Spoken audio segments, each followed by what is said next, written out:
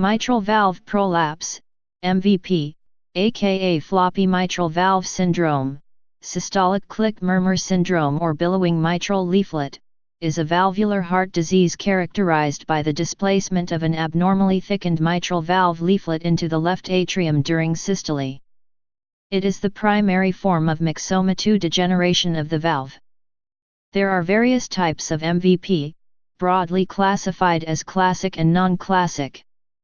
In its non-classic form, MVP carries a low risk of complications and often can be kept minimal by dietary attention.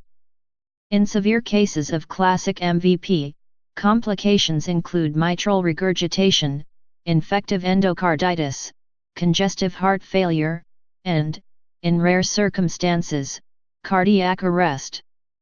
The diagnosis of MVP depends upon echocardiography, which uses ultrasound to visualize the mitral valve.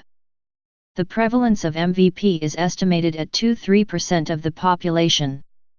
The condition was first described by John Brereton Barlow in 1966. In consequence, it may also be referred to as Barlow's syndrome, and was subsequently termed mitral valve prolapse by J. Michael Criley. Signs and symptoms. Murmur. Upon auscultation of an individual with mitral valve prolapse, a mid-systolic click, followed by a late systolic murmur heard best at the apex is common. The length of the murmur signifies the time period over which blood is leaking back into the left atrium, known as regurgitation. A murmur that lasts throughout the whole of systole is known as a hollow systolic murmur. A murmur that is mid to late systolic, although typically associated with less regurgitation, can still be associated with significant hemodynamic consequences. In contrast to most other heart murmurs, the murmur of mitral valve prolapse is accentuated by standing and Valsalva maneuver, earlier systolic click and longer murmur, and diminished with squatting, later systolic click and shorter murmur. The only other heart murmur that follows this pattern is the murmur of hypertrophic cardiomyopathy. A MVP murmur can be distinguished from a hypertrophic cardiomyopathy murmur by the presence of a mid-systolic click which is virtually diagnostic of MVP. The hand grip maneuver diminishes the murmur of an MVP and the murmur of hypertrophic cardiomyopathy. The hand grip maneuver also diminishes the duration of the murmur and delays the timing of the mid-systolic click. Both Valsalva maneuver and standing decrease venous return to the heart, thereby decreasing left ventricular diastolic filling, preload, and causing more laxity on the chordae tendineae. This allows the mitral valve to prolapse earlier in systole, leading to an earlier systolic click, i.e. closer to S1, and a longer murmur. Mitral valve prolapse syndrome. Historically, the term mitral valve prolapse syndrome has been applied to MVP associated with palpitations, atypical chest pain, dyspnea on exertion, low body mass index, and electrocardiogram abnormalities in the setting of anxiety, syncope, low blood pressure, and other signs suggestive of autonomic nervous system dysfunction. Occasionally, supraventricular arrhythmias observed in MVP are associated with increased parasympathetic tone. Mitral regurgitation. Mitral valve prolapse is frequently associated with mild mitral regurgitation, where blood aberrantly flows from the left ventricle into the left atrium during systole. In the United States, MVP is the most common cause of severe, non-ischemic mitral regurgitation. This is occasionally due to rupture of the chordae tendineae that support the mitral valve. Risk factors. MVP may occur with greater frequency in individuals with Ehlers-Danlos syndrome, Marfan syndrome, or polycystic kidney disease. Other risk factors include Graves' disease and chest wall deformities such as pectus excavatum. For unknown reasons, MVP patients tend to have a low body mass index, BMI, and are typically leaner than individuals without MVP. Rheumatic fever is common worldwide and responsible for many cases of damaged heart valves. Chronic rheumatic heart disease is characterized by repeated inflammation with fibrinous resolution. The cardinal anatomic changes of the valve include leaflet thickening, commissural fusion, and shortening and thickening of the tendinous cords. The recurrence of rheumatic fever is relatively common in the absence of maintenance of low-dose antibiotics, especially during the first 3 to 5 years after the first episode. Heart complications may be long-term and severe, particularly if valves are involved. Rheumatic fever, since the advent of routine penicillin administration for strep throat, has become less common in developed countries. In the older generation and in much of the less developed world, valvular disease, including mitral valve prolapse, reinfection in the form of valvular endocarditis, and valve rupture, from undertreated rheumatic fever continues to be a problem. In an Indian hospital between 2004 and 2005, 4 of 24 endocarditis patients failed to demonstrate classic vegetations. All had rheumatic heart disease, RHD, and presented with prolonged fever. All had severe eccentric mitral regurgitation, MR. One had severe aortic regurgitation, AR, also. One had flail posterior mitral leaflet, PML. Mechanism. The mitral valve, so named because of its resemblance to a bishop's mitre, is the heart valve that prevents the backflow of blood from the left ventricle into the left atrium of the heart. It is composed of 2 leaflets, one anterior and one posterior, that close when the left ventricle contracts. Each leaflet is composed of 3 layers of tissue, the atrialis, fibrosa, and spongiosa. Patients with classic mitral valve prolapse have excess connective tissue that thickens the spongiosa and separates collagen bundles in the fibrosa. This is due to an excess of dermatan sulfate, a glycosaminoglycan. This weakens the leaflets and adjacent tissue, resulting in increased leaflet area and elongation of the chordae tendineae. Elongation of the chordae tendineae often causes rupture, commonly to the chordae attached to the posterior leaflet. Advanced lesions also commonly involving the posterior leaflet lead to leaflet folding, inversion, and displacement toward the left atrium. Diagnosis.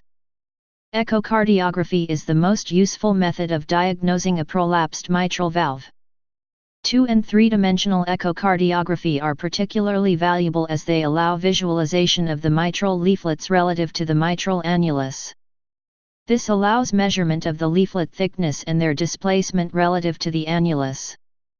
Thickening of the mitral leaflets greater than 5 mm and leaflet displacement greater than 2 mm indicates classic mitral valve prolapse.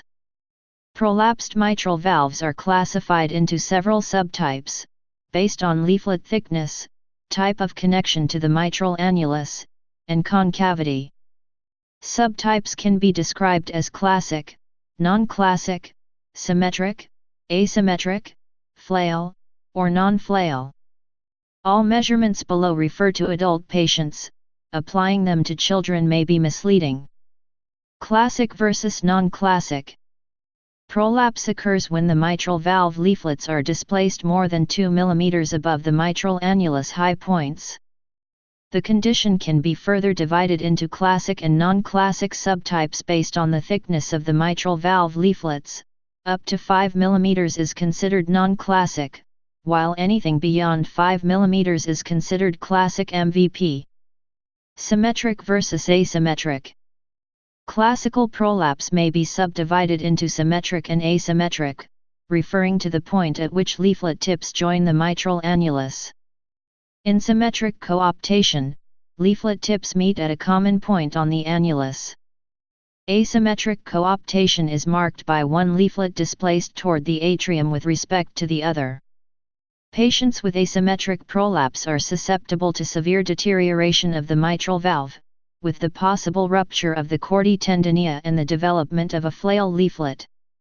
Flail versus non-flail. Asymmetric prolapse is further subdivided into flail and non-flail. Flail prolapse occurs when a leaflet tip turns outward, becoming concave toward the left atrium, causing the deterioration of the mitral valve. The severity of flail leaflet varies, ranging from tip eversion to chordal rupture. Dissociation of leaflet and chordae tendineae provides for unrestricted motion of the leaflet, hence flail leaflet. Thus patients with flail leaflets have a higher prevalence of mitral regurgitation than those with the non-flail subtype. Prognosis. Generally, MVP is benign.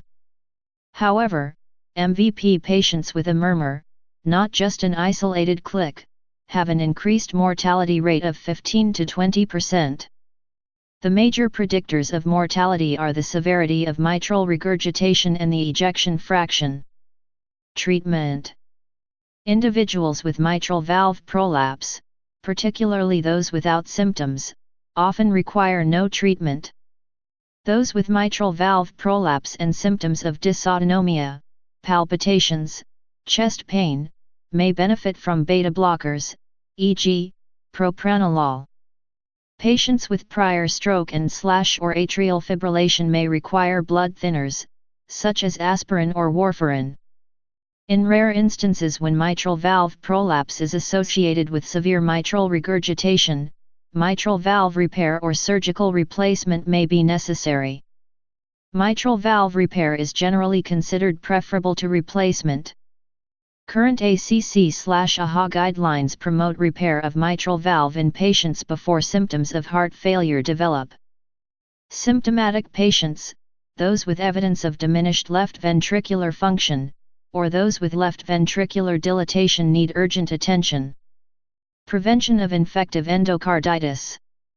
Individuals with MVP are at higher risk of bacterial infection of the heart, called infective endocarditis.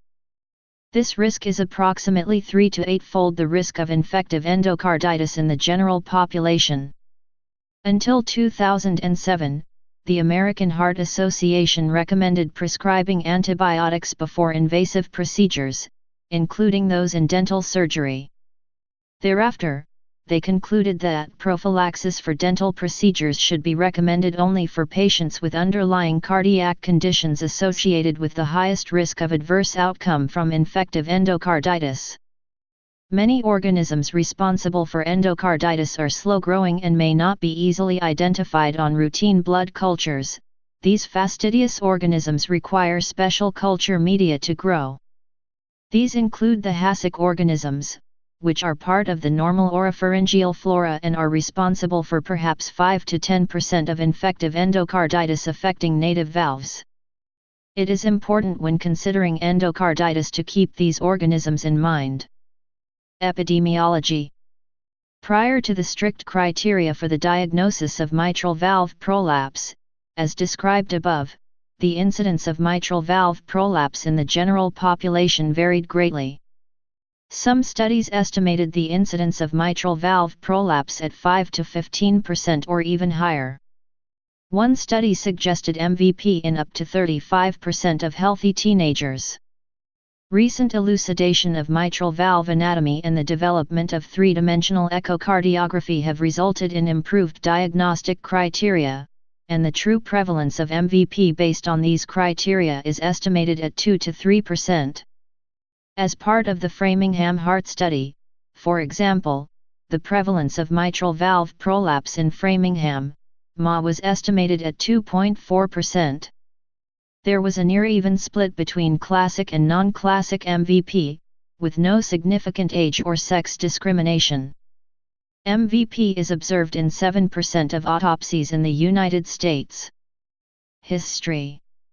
The term mitral valve prolapse was coined by J. Michael Criley in 1966 and gained acceptance over the other descriptor of billowing of the mitral valve, as described by John Barretton Barlow. Please subscribe and thanks for watching.